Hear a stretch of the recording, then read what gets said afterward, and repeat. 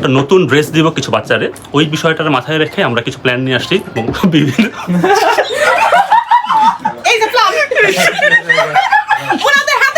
আসসালামু আলাইকুম।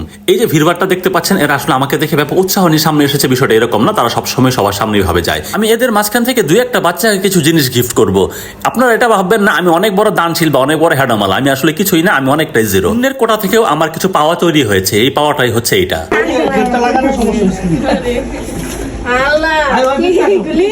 মাশাআল্লাহ কি সুন্দর জড়ায় ধরছে। মামা পাগল, মামার পাগল। সিরিয়াসলি মামা তো আর কাম কাজ করে না, এই করে ফুল ফুল বিক্রি করে তো হাওয়া চায় না, ওরা খানপুর হারা দিয়ে বেলি ফুল সুন্দর হয়েছে কিন্তু জামাটা। সুন্দর হয়েছে না?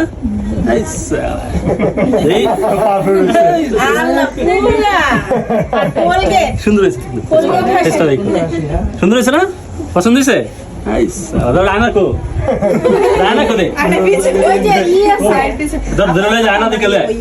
এই বাচ্চাটার নাম হচ্ছে ফাতেমা। তার একটা অভিযোগ ছিল তার সমস্ত কামাই নাকি তার মা তার নানিকে দিয়ে দেয়, আমি যেন তাকে একটা ঈদের জামা গিফট করি।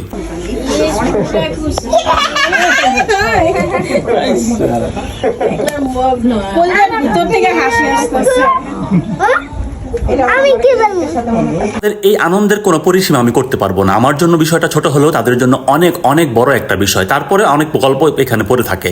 এই গল্পগুলির জন্য তাদের হাসি কান্নার অনেক বিষয় থাকে, তাদের আসলে অনেক পিছনের গল্প আছে। আমি যে অনেক কিছু করতে পেরেছি বা অনেক কিছু করতে পারবো, গল্পটা এই জায়গায় না, গল্প একটা ভিন্ন জায়গায় আছে। আমি তাদের স্পেশালি একটা বিষয় তৈরি করতে দিতে চেয়েছি, সেই জায়গাটা তৈরি হয়েছে কিনা আমি জানি না। তাদের চলে যাওয়ার পরে মূল গল্পটা এখনো বাকি আছে, সেটাই দেখেন। আমাদের একটা প্ল্যান ছিল যে আমরা প্রতি সপ্তাহে একটা নতুন ড্রেস দিব কিছু বাচ্চারে, ওই বিষয়টার মাথায় রেখে আমরা কিছু প্ল্যান নিয়ে আসছি এবং বিভিন্ন এই যে প্ল্যান ওনাদের হাতে দেখেন প্ল্যানগুলো।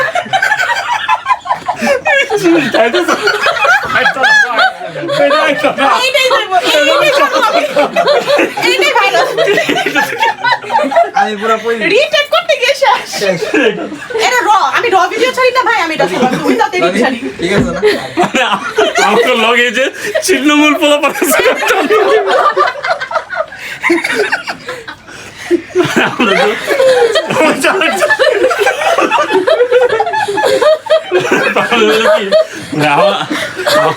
আমাকে লগে যে ছিন্নমূল টিন্নমূলটা ভরা, আমাকে নিজেকে টুইও দাও, আমরা আরেকজনকে ঘর ঠিক করতে যেতেছি। আমাকে নিজেকে আগে এই জিনিস ঠিক করা আমরা চিন্তা করছি, তারপরে ঈদের কাপড় চোপড় মানুষ ফেলে দিয়ে শিশু